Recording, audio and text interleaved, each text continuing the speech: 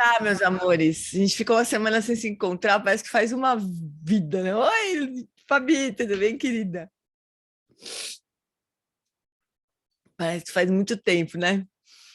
Na semana passada, me desculpem, mas eu estava no corre com uma iniciação que o Manuel se deu e. Nossa, é uma loucura, assim, tinha que traduzir as coisas que chegavam toda hora mudadas, assim, foi bem punk, então não dava mesmo. Depois, assim, é engraçado que a mente da gente entra numa paisagem que parece que não. Se você olhar do lado, você vai se perder, né? É muito louco quando você está muito ocupada com uma tarefa muito complicada, né? Então, foi assim. Mas agora, então, a gente poderia começar o nosso encontro com essa intenção de retomar nossa conexão.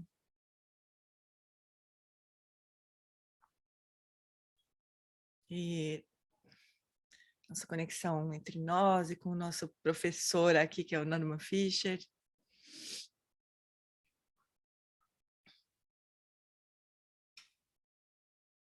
a gente possa trazer essas palavras dele para o nosso coração e transformar o que for possível, o que for preciso. Como diz o Geshe Pende, o conhecimento possa passar da nossa cabeça para o nosso coração, porque é só aí que a gente verdadeiramente transforma nossa mente, nosso coração.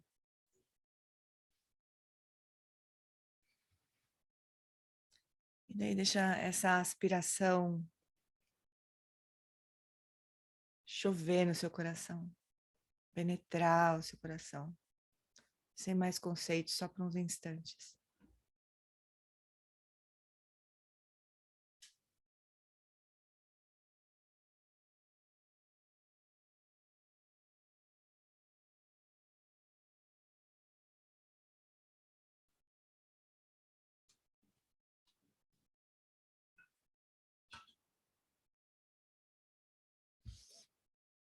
Muito bem.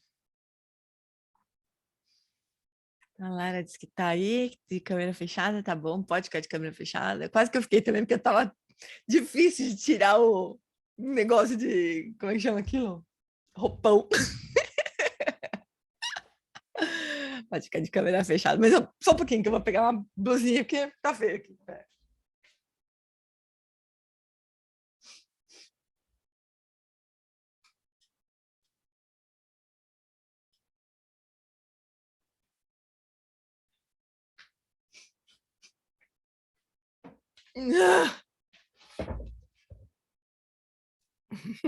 Theo também. Bom dia, Ivone. Então, vamos lá, chuchus.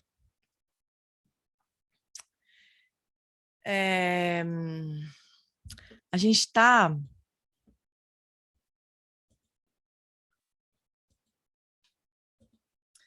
nesse trecho, ó, vamos ver aqui. A gente está na perfeição da paciência ainda, né? Um pouco terminando a perfeição da mais ou menos. Mas é nesse paramita que a gente ainda está, né? Na paciência. E fazer de novo propaganda dos encontros com Geshe Pende, porque são realmente preciosos, assim. Então, quem puder, quem não souber como fazer, pode me mandar uma mensagem que eu oriento.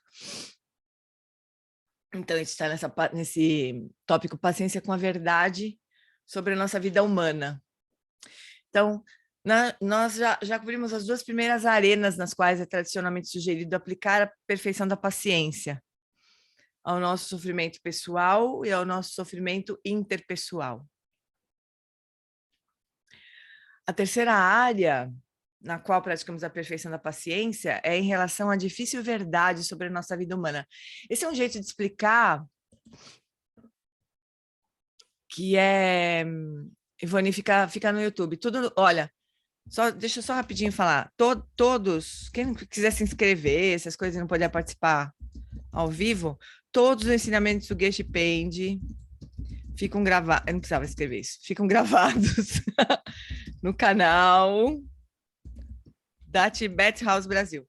Então é só entrar lá, tem muitas coisas dele lá. Pessoal, ele é uma preciosidade, sim. Então é só entrar no canal da Tibet House Brasil que tá tudo lá. Marise, você quer falar alguma coisa? Senão eu vou te mutar. Mutei. Se você quiser, você abre. Então, só para comentar que o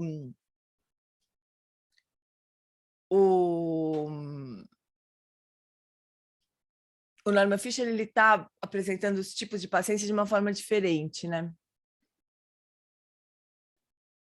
Que é a paciência consigo mesmo, a paciência com o outro e a paciência agora com a realidade, né? Geralmente, os 3 tipos de paciência são apresentados assim, paciência da tolerância, que é o que a gente chama de tolerância, né? De dar conta do que acontece com a gente, né? Depois, a paciência de não retaliar, quer dizer, de não querer devolver mesmo o que aconteceu com a gente, que seria essa paciência com o outro, né? E a paciência de conhecer a realidade como ela é. Paciência que a gente tem frente à complexidade, né, da nossa existência. Mas é bonito esse jeito que ele explica, que de paciência com nós mesmos, com o outro e agora com a realidade, de uma forma mais ampla, né? Então, a terceira área é essa, a vida é impermanente. O tempo está passando. Coitada, a Karine e a Mazi estão tomando um baile de impermanência no curso do CIB, agora, do CBTT agora. Ele só fala disso faz, sei lá, um mês que ele está falando de impermanência. É um tema chato, né? Chato não, é um tema que a gente foge se a gente puder, né? Mas como disse o Alan Wallace um dia desses, assim, no retiro de 8 semanas, ele falou assim, a gente pode fugir, mas não dá para escapar. A gente pode tentar, né? Mas não tem como escapar. É, eu e a Mazi estavam falando disso hoje de manhã, pois é. E agora nós vamos falar de novo de impermanência. Então, essa paciência de lidar com a impermanência é muito legal essa visão, né? Porque a gente precisa de paciência para lidar com a vida, como ela é, né? Quer dizer, olhar para esse fato que é a impermanência e falar, bom, é assim que é, né? Como é que eu vou evitar que seja assim? A gente não tem a menor chance de fazer isso, né? Então é um tipo de paciência, né, mesmo? A gente não adianta ficar com raiva nem querer, sei lá, fazer o quê, porque não adianta, pior, né? Então a vida é permanente, o tempo está passando, nós estamos mudando o tempo todo, às vezes nós gostamos das mudanças, às vezes não, mas não podemos fazer nada em relação a elas. Todos nós ficamos doentes, todos nós envelhecemos, todos nós morremos, todos nós sofremos perdas, todos nós vamos perder todos que amamos e tudo que passamos nossas vidas construindo. E apesar de nós sabermos disso, geralmente nós encolhemos o ombro e pensamos, bem, essas coisas vão acontecer mais tarde, daqui muito tempo. Então, por que eu vou me preocupar com isso agora, né? Por que nos atermos a elas? Nós vamos esquecê-las e aproveitar a vida enquanto podemos.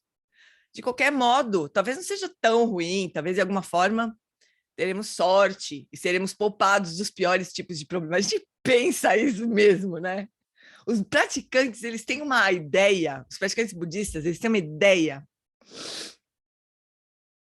Isso é tão importante. Eles têm uma ideia de que eles têm méritos, né? Porque são praticantes, então eles, de alguma forma, o praticante acha que ele tem uma poupança lá, rechonchuda de méritos, e que, portanto, não vai acontecer nada de muito ruim com ele. Isso não podia estar mais errado, assim, mais longe da verdade, né? Porque o que é a noção de mérito no contexto budista, do jeito que o meu professor me explicou, né? Do jeito que o Alan Wallace ensina. Mérito não é que nada vai te acontecer de ruim ou de bom, né? Mérito significa que o que quer que aconteça contigo, você vai usar aquilo como trampolim para a prática. Então, quando se fala de obstáculo no Dharma, a gente não está falando de obstáculo externo que acontece, que deixa acontecer.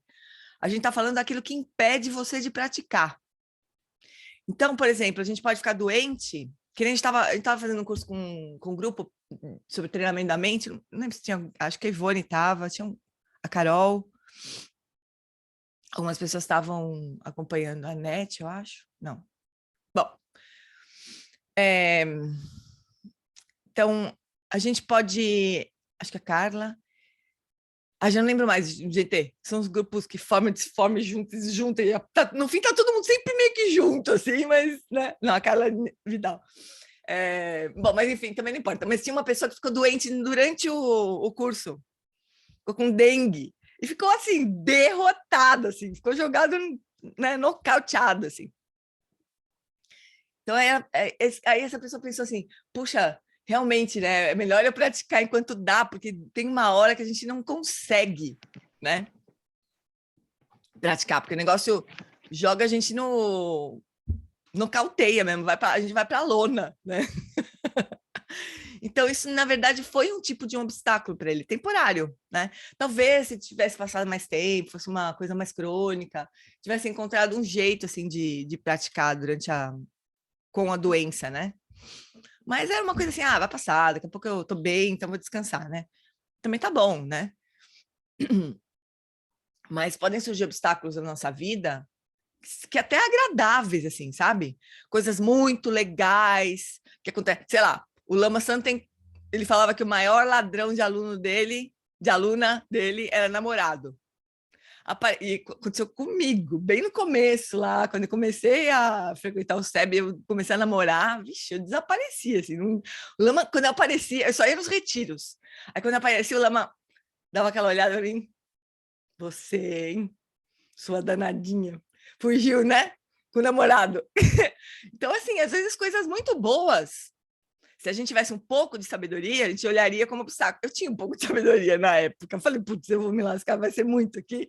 E eu vou preciso fazer alguma coisa, né? Vou falar com o Lama por causa disso. Mas, enfim, a gente tem uma ideia, né? Que vai dar ruim aquilo de algum jeito e que também estava me afastando, né? Parecia que eu não tinha tempo para praticar. E é isso que é obstáculo na visão dos ensinamentos budistas, né? E a Lama Tsering também ela fala assim, olha, cuidado com o que vocês pedem para Tara, né, que é a Buda feminina, assim, porque a gente pode pedir, sei lá, pedir que tudo corra bem para nós, né? E Tara pode ter uma outra ideia do que é correr bem. Tara pode achar que, se ele tiver um probleminha assim, ou assado, isso vai ser bom para a prática dele, né? Então, uma ideia diferente da nossa, do que é correr bem. Então, esse tipo de paciência com o que a gente chama de obstáculos é talvez a coisa mais importante, né? Ontem também estava ouvindo um trecho do ensinamento do Alan Wallace sobre isso, sobre aquele texto de trazer a felicidade e a diversidade para o caminho, né? Que eu já compartilhei no nosso grupo aqui. A gente vai montar um estudo desse texto daqui a pouquinho, quando eu me organizar com body training. Ver o tamanho de trabalho que eu vou ter com esse body training, né? Mas a gente vai se organizar para fazer estudo desse texto, que é super importante. O Wallace fala assim, se a gente não praticar enquanto tá tudo bem, porque, para que eu vou praticar, né? Tá tudo tão legal, a gente nem se lembra da prática. E se quando as coisas estão mal, a gente não praticar também porque estão mal, a gente vai praticar quando, né? Então, a gente precisa fazer isso, trazer o que quer que apareça na nossa vida para o nosso caminho de prática, né? Usar. E esse ensinamento aqui da paciência com a impermanência, esse ensinamento sobre impermanência, vacuidade e tudo mais, são uma forma de fazer isso, né? De trazer tudo para a prática. Então, isso é muito importante, amores. E é uma coisa muito realista, assim. Se a gente quiser rezar para que alguma coisa aconteça de algum jeito, a gente tem que rezar assim, quer ver?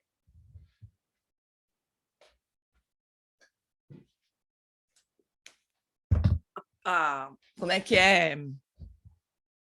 Como é que é aspirações de lama?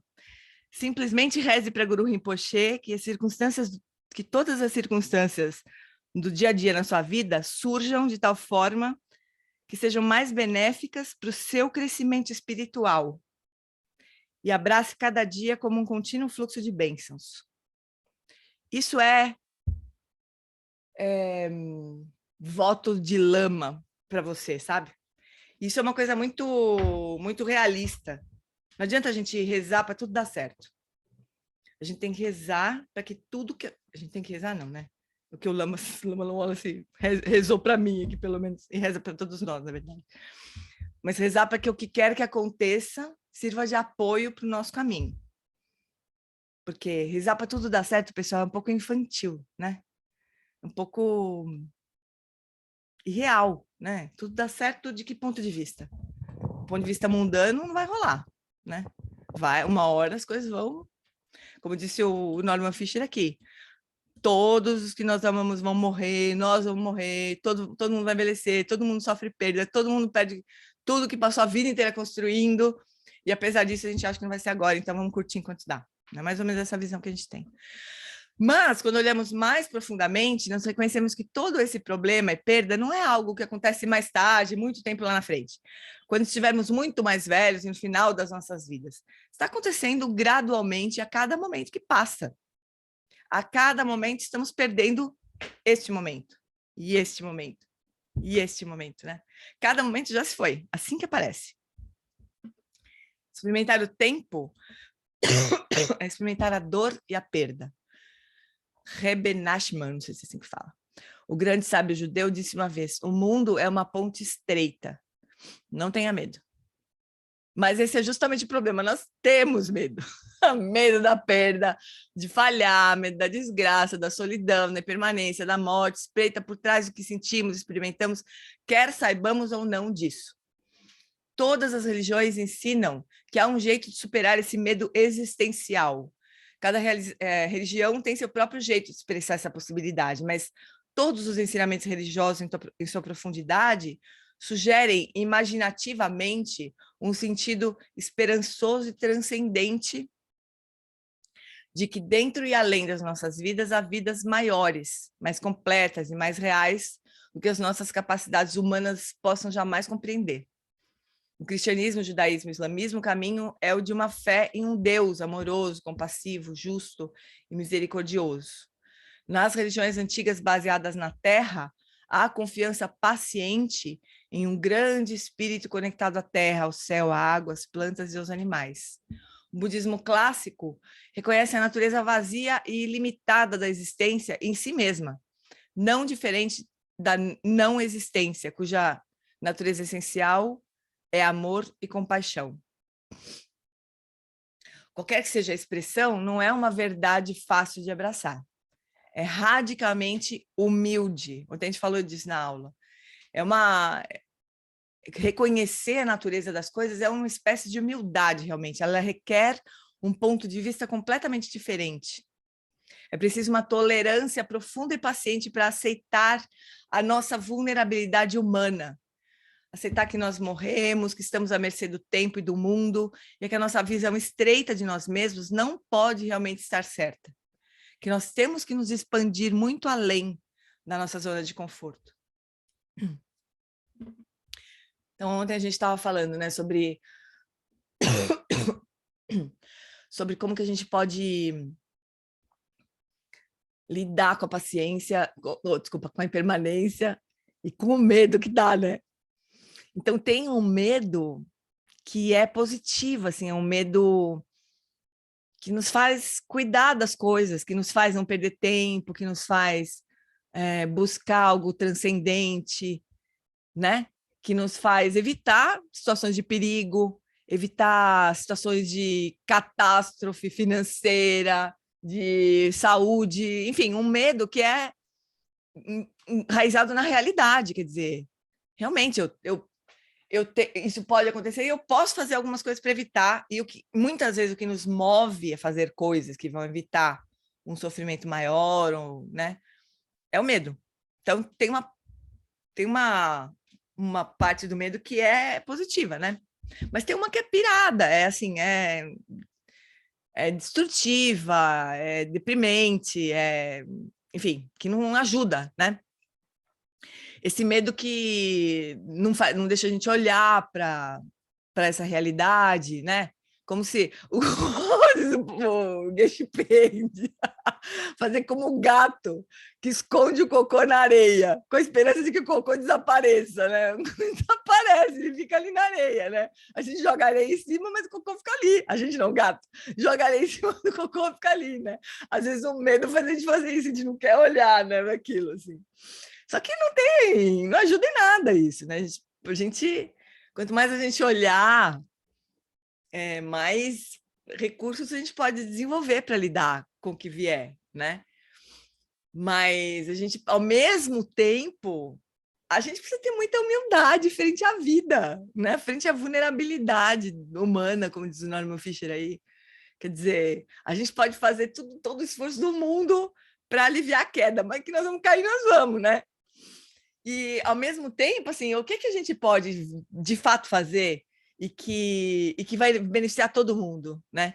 Então, a gente estava comentando ontem, vamos supor que, né, numa situação muito confusa, muito complicada, se alguém é capaz de manter a calma, né? Isso é muito bom para as pessoas que estão em volta, né? Do que todo mundo se desesperar, todo mundo puxar os cabelos, todo mundo. Alguém que mantém a calma, que consegue ter uma clareza mínima de visão, assim, né? De enxergar um pouco além. Isso é muito benéfico em qualquer situação. Em qualquer situação, né? Isso está ao alcance de todo mundo, né? Cultivar essas qualidades todas que a gente está conversando aqui, a paciência, né? A paciência frente às situações da vida é isso, a gente poder olhar e falar, bom, é isso mesmo, então vamos aí, estamos junto, vamos junto, né? Mas está tudo bem, estamos calmos, aquela sensação de okayness lá que o Tsogni Rinpoche fala, a gente não perde, né? A gente não precisa perder. Porque, afinal de contas, é assim mesmo que as coisas são. Quem disse que ia ser diferente, né? Ninguém nunca enganou ninguém. A gente é que se engana, achando que vai resolver, né? Bota areia em cima do cocô, mas não some o cocô, né? Então, tudo bem, vamos com o cocô mesmo. Então, vamos todo mundo junto com o cocô mesmo, né? Vamos assim. Isso é muito valioso, né? Então, não é, eu não concordo muito com aquela frase inicial lá desse trecho do Norman Fischer, que as mudanças vêm e a gente não pode fazer nada. Não é verdade, né? A gente não pode evitar a mudança, mas lidar com... Quer dizer, eu tenho certeza que ele também não quis dizer isso, eu estou interpretando aqui. Evitar a mudança a gente não consegue, né? A gente não consegue impedir, vamos dizer, a mudança, né? A maioria delas a gente não consegue impedir, mas a gente consegue tá ao alcance de todo mundo desenvolver condições internas para lidar da melhor forma com as mudanças. Mas isso, em algumas vezes, não vai ser nem perto do suficiente para resolver a coisa. Mas ainda assim, é a melhor maneira de mudar, e a gente vai fazer isso. Tem um tema que é muito conectado à impermanência, que é a interconexão, né, de todas as coisas, a interdependência. Então, quando alguma situação acontece, muitos fatores estão envolvidos ali. Que a gente já está cultivando faz tempo já. Eu lembro uma vez na época da eleição passada, que eu estava a ponto de me arrancar os cabelos um a um, eu fui conversar com o Tenzin Wangyal, né? Eu e mais uma pessoa, não lembro bem quem era. A gente foi conversar, estava num retiro, e no intervalo ele falou, era a Janaína lá do Nordeste, que a gente estava fazendo uma entrevista dele para Bodhisattva, né? A gente estava entrevistando, então eu estava traduzindo, a Jana estava, na verdade, entrevistando, eu só estava traduzindo a entrevista. E a gente perguntou para ele, olha, nós estamos nessa situação, o que a gente faz agora, né?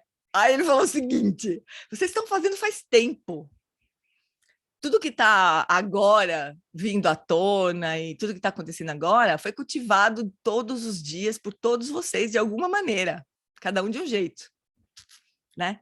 Muito sem olhar para tudo que estava acontecendo, assim, excluindo. Bom, a gente sabe, discussão política toda, né? Mas, assim, excluindo, deixando que a exclusão acontecesse, não dando voz para as pessoas, não deixando. Enfim, de muitas maneiras a gente estava construindo aquilo, né? Isso é sempre assim. As coisas não acontecem do nada, independente de tudo que está em volta, né? Mas aí, quando a gente não reconhece a impermanência das coisas, não reconhece a interdependência das coisas, alguma coisa surge, a gente fala, nossa, isso aqui é um problema, vamos eliminar. Isso aconteceu agora, não sei como isso aconteceu, vamos acabar com isso, né? Só que nunca é assim simples. Muitas coisas estão em volta, então, eu vou de novo fazer que nem eu fiz ontem à noite, vou explicar o negócio que o Alan Wallace fez ontem, no retiro de semana. Ele falou assim, quando a gente reifica alguma coisa, quer dizer, a gente pega um ponto da situação complexa, super interconectada, a gente pega um ponto e fala, eu tenho que acabar com isso. Aí a gente pega esse ponto, isola do contexto e fala assim, isso aqui já foi, isso aqui eu não olho, agora eu tenho esse problema aqui que eu tenho que resolver. Vamos botar na cadeia. Botar na cadeia, achando que vai resolver. Ele não falou da cadeia, na verdade. Cadeia foi o que Inventei agora. Mas a gente acha que tem que fazer alguma coisa com aquele elemento isolado, né? Isso é não reconhecer a interdependência, né? E é um tipo de delusão, porque esse fato isolado, ou essa pessoa naquela situação, naquela expressão, né, não existe mais. Ela simplesmente não existe mais, né? Aquela mente que falou aquela coisa, não existe mais, foi naquele tempo, naquele momento. Ela pode, certamente, ela está pensando outras coisas, falando outras coisas, às vezes ela nem lembra do que ela falou para você. E a gente está lá com aquela pessoa falando um negócio para a gente, que a gente está se perturbando uma vez, duas vezes, três vezes, 450 vezes, né? E aquela pessoa que falou aquilo para a gente não existe mais. Completamente delusivo isso, né? Deludido. Então, isso é não reconhecer a impermanência e a interdependência de todas as coisas, né? É um negócio muito complexo, daí não é fácil de lidar com isso, né? A gente queria mesmo ter uma coisinha só para resolver, tomar uma medida rápida, eficiente e acabou com o problema. Mas não é assim, né? As coisas em geral não são assim. Alguns problemas são fáceis de resolver, outros não são. Então, qualquer que seja a expressão, não é uma verdade fácil de abraçar, é radicalmente humilde, ela requer um ponto de vista completamente diferente. É preciso uma tolerância profunda e paciente para aceitar a nossa vulnerabilidade humana, que nós morremos, que estamos na mercê do tempo e do mundo, já li tudo isso, e vocês estão tendo a paciência de ouvir de novo, que nossa visão estreita de nós mesmos não pode realmente estar certa, que nós temos que nos expandir muito além da nossa zona de conforto. Então, agora a gente vai para esse outro trecho. Tudo bem, fofuras, por enquanto? Vocês gostariam de discutir uns 10 minutinhos em salinhas, assim? Sobre o que está se passando com vocês, com respeito a esses textos de paciência? Vocês gostariam de fazer isso? O que vocês acham? Algumas pessoas nunca fizeram, né? Vamos experimentar? A gente nunca fez isso. Acho que é legal também para a gente, né, se conhecer melhor. Eu vou jogar vocês nas salinhas, então. As salinhas funcionam assim, ó. Vai aparecer quem nunca foi. Vai aparecer uma coisa na sua tela aí. E para você ir para essa linha, você aceita, simplesmente. Daí, daqui a pouco daqui 10 minutos eu vou abduzir todo mundo. Às vezes vai ser no meio de uma palavra, assim. E aí vocês vão xingar minha mãe, que eu sei, mas é assim que funciona esse negócio. Então, quem quiser ficar com a câmera fechada, pode continuar com a câmera fechada. Só conversa com as pessoas, se você puder abrir o áudio. Então, vou mandar para 5 salinhas. Então, é só, assim, compartilhar o que vocês estão sentindo com respeito a esse tema da impermanência, vamos dizer assim, né? A gente pode limitar para a impermanência. Ou sobre o estudo de uma maneira geral, sei lá, vocês podem compartilhar o que vocês quiserem. Primeira vez que a gente vai fazer isso, é só para vocês ficarem mais próximos, assim, um do outro aí, tá bom? 1, 2, 3. Tchau. Pode ir.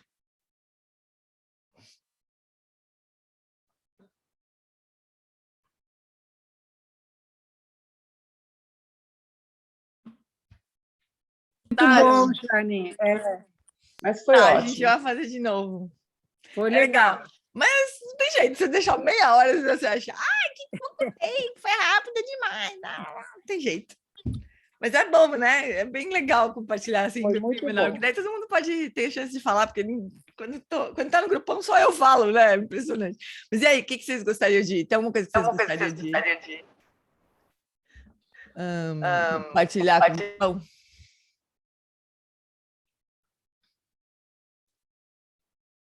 Do que você mesmo falou, né? Não do que o coleguinha falou. Alguma coisa muito legal. Fala cá. Eu só queria falar uma coisa rápida. Eu levei um problema lá para o meu grupo que tinha acabado de acontecer aqui e eu acho que eu atrapalhei a dinâmica. Então, antes de tudo, eu queria pedir desculpas por ter compartilhado com vocês um drama que, enfim. De jeito nenhum. A Carla trouxe a questão, um caso de uma senhora, de uma menina que perdeu o marido agora, foi assassinado na retirada lá da Cracolândia, e ela ligou desesperada para Carla porque tá com frio, tá com as crianças na rua e tal. Então ela ligou, trouxe esse sofrimento dela. Coisa fácil, né? Coisa fácil, mas acho que assim, a questão do crack, que você falou de reificar, né? Que ontem eu fiquei pensando nisso. A gente chama eles de craqueiro. Eu tenho me policiado muito, assim, porque eu percebi o quanto eu fiz isso. Eu também falo E, isso. eu fiquei pensando que eu estou reificando pessoas que foram para o crack por uma série de circunstâncias e que muito disso tem a ver com falta de pai, de mãe, de casa, de um vazio muito dolorido, né? Eu nunca esqueço, uma vez eu vi um programa desses de jornalismo investigativo, muito tempo atrás, assim, muito, muito tempo. E uma história de um menino que devia ter uns 18, 17 anos, sei lá, que estava no crack. Estava na Cracolândia, assim.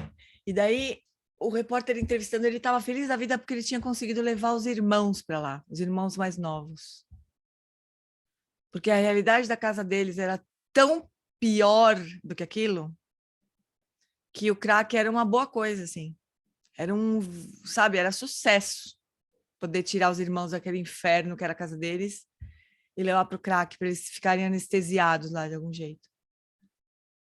Então é terrível, assim, é um produto muito terrível da nossa sociedade, né? E o jeito que as autoridades lidam com isso agora é uma coisa assim, eu nem imagino. Eu acho que nesse frio dessa noite aqui, eles devem apostar nisso, eu não entendo direito, mas é uma coisa assim, eles apostam que as pessoas vão pedir ajuda só porque elas estão tendo que se mover de um lugar para o outro, sabe? E não, sei lá, é muito complicado, muito, muito complicado. E aí a polícia, né, faz isso, né? É muito triste, realmente. E pensando em interdependência, ano eleitoral, a gente tem liderança municipal e estadual herdados sem terem tido um voto. Né, assim, pensando nessa interdependência, a gente está com lideranças no estado de São Paulo que ninguém escolheu, Ninguém escolheu, né? né? Quer dizer, escolheu, mas, né? Escolheu mais ou menos, né? É, mais ou menos. Mas acho que é o problema mais complexo que a gente tem, né? Talvez. Mas é isso, daí a gente pega os craqueiros, né? A questão das drogas é a raiz de toda a questão, né? A legalização, o grande tema é esse mesmo. Passa pela questão da violência policial, né? De vários sistemas. Eu acompanho um movimento antirracista que discute letalidade policial e tem várias instituições envolvidas. Esse é o grande tema, né? Enquanto não se olhar para isso com a regulamentação do mercado, e não vai ter jeito, porque aí vai virando. Aí sim existe uma interdependência do mal, né? E se tem a interdependência do bem e do mal. É muito complexo. Está tudo nessa raiz. Muito complexo. Tem a questão social também, da pobreza, da exclusão. Nossa senhora, é totalmente complexo, realmente, né? Aí a reificação, só para a gente entender com esse exemplo, né? Talvez seria isso, pegar o craqueiro, né? Pegar o craqueiro. O que a gente faz com esse cara? Mata, joga sei lá, num lugar, não sei aonde, né? Como se ele existisse independente de toda essa zona que a gente está. É que é tão complexo que parece mais fácil, né? Pegar, isolar e fazer alguma coisa com ele, jogar fora, descartar, esconder, tirar da vista, que é o que Ai, meu Deus do céu, nem me fale, esse governo de São Paulo. Porque, assim, né? Ao mesmo tempo que está acontecendo essa tragédia com a Cracolândia, com essas pessoas na rua, ontem o governo de São Paulo fez uma reintegração de posse de um prédio com famílias, né? 50 famílias, se não me engano. Ontem, que ia ser o dia mais frio do ano. Quer dizer, o que nós estamos fazendo, né, pessoal? O que a gente está fazendo? Bobear, esses caras se reelegem, né? Porque, na verdade, Na verdade, eles servem uma parcela da população que não quer ver essas coisas, quer que esconde, quer que suma, desapareça, né? Que é uma limpeza, assim. Eu dei risada porque teve um momento que a Cracolândia estava se movendo para Higienópolis. Aí a coisa ia ser engraçada, viu? De ver Higienópolis tremendo com a Cracolândia. Isso ia ser bem interessante de ver. Como é que a polícia ia agir diferente, né? Em Higienópolis, que é o bairro que tem maior, né? Maior vontade de se livrar dos pobres, assim. Quer dizer, não é que tem mais vontade, mas tem muita vontade de se livrar dos pobres. Vai, Cacá, beijo. Que bom que vocês curtiram a experiência de salinhas. O que mais aconteceu aí nas salinhas? Que vocês gostariam de compartilhar?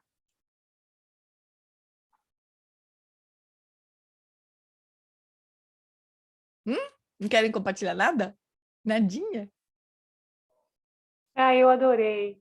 Gostou, cara? Eu achei muito legal, porque eu tô nova no grupo, então bacana que a gente conhece um pouquinho das pessoas, né? Uhum. E bem gostoso, assim. Obrigada, adorei. Que bom, a gente vai fazer de novo, assim. Eu vou precisar sair, porque eu tenho Fica à vontade. tá? Beijinho, obrigada, tá? Beijo. Adorei. Tchau, tchau. Tchau. Então tá bom, fofuras. Deixa eu ver se... Vamos ver mais esse trechinho da paciência vazia de paciência, pra gente... Ele não deve, é bem curtinho, não deve conseguir aprofundar muito esse tema da vacuidade, né? Mas é o que faz a paciência ser perfeita, né? A perfeição da paciência é quando está incluída essa visão de vacuidade. Então, como todas as perfeições, a perfeição da paciência não existe de verdade, né? Não é real, assim, né? De fato, não há tal qualidade como a paciência. Aqui a gente já pensa, peraí, como assim, né? Nós estamos estudando faz 400 semanas a coisa da paciência. Como é que não existe, né? O que está acontecendo aqui? Paciência é apenas uma palavra que evoca um sentimento em nós sobre como deveríamos viver.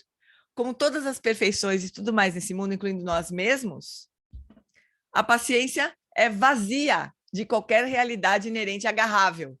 Reconhecer a vacuidade é o fruto da prática da sexta paramita, prajna paramita, a perfeição da compreensão ou da sabedoria. Aqui ele usa a perfeição da compreensão, em todos os outros textos a gente vai ver perfeição da sabedoria. Por que é importante lembrar que a paciência é vazia de paciência? Vocês lembram desse conceito de vacuidade? Acho que a forma mais fácil é trazer essa coisa da interdependência, né? Também para a questão da paciência, para a compreensão da vacuidade, né? Por exemplo, o usuário de crack ali, que a gente estava falando agora, que a gente reifica e pega, o usuário de crack, ele é vazio de ser usuário de crack, porque ele é interdependente, né? Hoje ele é um usuário de crack na dependência de tudo que a gente falou, da exclusão social, da destruição das famílias, do sofrimento e da própria vulnerabilidade humana, amores, porque também a gente tem que entender isso, né? Pode ser que todas as circunstâncias externas sejam favoráveis e internamente a pessoa esteja destruída. Por isso que está cheio de gente que tem dinheiro, que tem família, que tem tudo, e que usa droga igual, né? Então, não são só as circunstâncias externas. É claro que as circunstâncias externas contribuem e muito, né? Mas não é só isso. As pessoas trazem propensões e angústias internas, né? Então, a gente tem que ter esse cuidado também, não achar que a gente vai resolver todos os problemas externamente, porque não vai, né? Então, todos os fenômenos eles são interdependentes, portanto, eles não têm uma realidade independente das outras infinitas condições, né? Isso é dizer que ela é vazia. Então, a paciência é vazia de paciência, porque eu só surjo como um praticante paciente por infinitas condições, né? Nas diferentes circunstâncias. Então, eu não tenho raiva, por exemplo, em determinada circunstância, porque eu vejo a pessoa de outro jeito, eu desenvolvi o recurso para isso, eu vejo que a raiva que o outro está sentindo é como se fosse um veneno que ele está tomando. O Geshe Pende, um dia desses, ele falou, alguém perguntou assim, porque a gente tem essa tendência de ficar com raiva, a gente estava falando agora, né? Raiva dos governos, né? Dos governantes. E aí alguém perguntou assim, como é que a gente faz para cultivar a paciência? Não, para cultivar compaixão, no caso. Não era nem a paciência, era a compaixão, né? Pelos governantes que estão aí aprontando, né? Aí o Geshe Pende fala assim, se a gente compreendesse verdadeiramente a lei do karma, de causa e efeito, nem surgiria a raiva. Porque a gente veria no mesmo instante que o outro, enquanto ele está aprontando, fazendo essas coisas horríveis, ele tá cultivando causa de muito sofrimento, né? Essa é a visão do karma, que ele está cultivando muitas causas de sofrimento futuro. É como se a gente enxergasse a pessoa tomando veneno. Essa imagem ficou tão forte assim para mim, sabe? Imagina se a gente conseguisse ver isso realmente. Quando a pessoa está gritando, ou quando a pessoa está assinando uma lei de despejo, uma ordem de despejo, uma ordem de reintegração de posse, que a gente costuma olhar. Imagina se a gente estivesse no gabinete do prefeito, que a gente não elegeu, um desses aí que a gente não elegeu diretamente, né? Ele assinando a reintegração de posse daquele prédio. Imagina a gente lá no gabinete nesse momento. A gente ia querer matar o prefeito, né? De querer falar, não, assina! Com raiva. Depois que, vamos supor que já assinou, né? E a gente tem a chance de entrar no gabinete dele. A gente ia querer socar o prefeito, né? Por causa disso. Mas, se a gente realmente entendesse a lei do karma, aí a gente veria que essa pessoa estava na sala dela tomando veneno, assim, ó. Que vai queimar ela por dentro em algum momento. Mas a gente não tem isso no olho, a gente não vê assim. Nem vê, nem na hora, nem depois, nem nunca, às vezes a gente não vê. A gente continua com essa visão curta de achar culpados e... né? Não significa, como a gente sempre fala, né? Erro é erro. Né? Coisa errada é coisa errada. Então, não significa que a gente vai, muito bem, perfeito, parabéns, você fez uma grande coisa, maravilhosa. Não é isso, né? Se a gente puder impedir, a gente vai impedir. Mas o problema é a raiva que a gente sente. E a paciência tem a ver com isso, com a raiva que a gente sente, ou com qualquer outra emoção que estreita a nossa visão.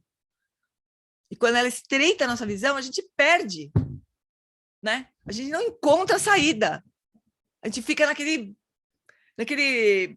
naquela mentalidade desse tamanho que não consegue enxergar um passinho além, né? Esse é o ponto da paciência contra a raiva nesses casos. Não é aceitar tudo o que acontece, né? Tchau, Debs. Não é isso, mas é não permitir que a raiva estreite a nossa visão das coisas. Esse é o ponto da paciência, né? Muito importante a gente entender isso, né? Então, vamos tentar terminar aqui esse trechinho. Se eu parar de falar um pouco, capaz, né? Só tem esse parágrafo. Então, por que é importante lembrar que a paciência é vazia de paciência? Porque ela nos lembra de não ficar muito nervosos com a prática da paciência. Se a paciência é vazia de paciência, então praticá-la deve ser relaxante. Por que ficar aborrecido por pensarmos que não somos suficientemente pacientes, quando, no fim, não há tal coisa como paciência, seja como for, né? De qualquer modo.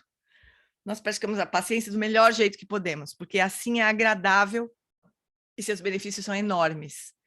Seria tolo ficarmos impacientes com a nossa impaciência, quando a paciência e logo a impaciência também é um conceito vazio. Esse não é o problema com a vida religiosa, como geralmente pensamos. Nós a levamos tão a sério que nós ficamos muito intensos e terminamos numa confusão. Reconhecer os ensinamentos vazios ajuda imensamente com esse problema. Todo mundo está precisando sair cedo, né? Então tá bom, a gente acabou mesmo. Agora todo mundo sai junto. Então, amores, em um instante, assim, vamos dedicar os méritos da nossa prática rapidamente, para todo mundo poder sair. Então, a gente termina como a gente começou, né? Fazendo o voto de que tudo que a gente discutiu juntos aqui, que a gente viu, que surgiu, possa transformar o nosso coração verdadeiramente e que isso possa, de alguma maneira, ajudar as pessoas que estão à nossa volta, em algum momento. A gente não se perca desses ensinamentos durante as confusões da nossa vida.